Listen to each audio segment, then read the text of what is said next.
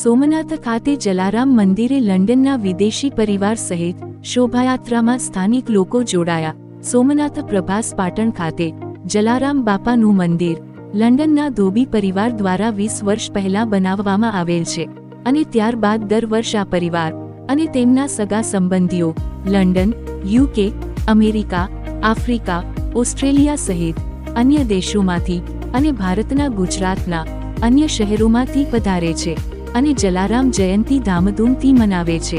આ પરિવાર 20મા વર્ષે જલારામ જયંતી મનાવવા પધારેલ છે, જેમાં મુકુંદભાઈ ચુડાસમા, મીનાબેન ચુડાસમા, સાઈન ચુડાસમા, ટીશન ચુડાસમા, જેશિકા ચુડાસમા અને અન્ય પરિવારજનો પધારેલ છે.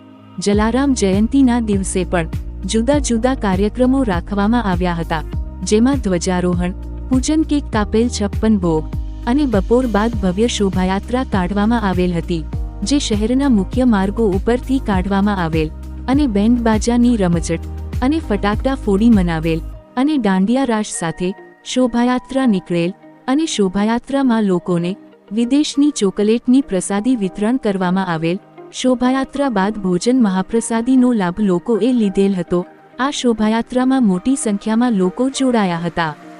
યુકેથી નરેશભાઈ, દમયંતીબેન, મહેશભાઈ, ભાવનાબેન, ગુણવંતભાઈ, ઉર્મિલાબેન, રોહિતભાઈ, બીજલબેન, જયેશભાઈ, આરતીબેન, કિરીટભાઈ, હેમાશ્રીબેન, મીતાબેન, આફ્રિકાથી સુરેશભાઈ, પ્રતિમાબેન, દીક્ષિતભાઈ, પ્રવીણાબેન પરિવાર સાથે આવેલ છે.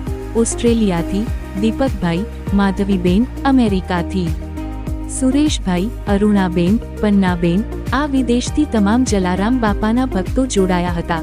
રિપોર્ટર દેવાભાઈ રાઠોડ, ગીર સોમનાથ.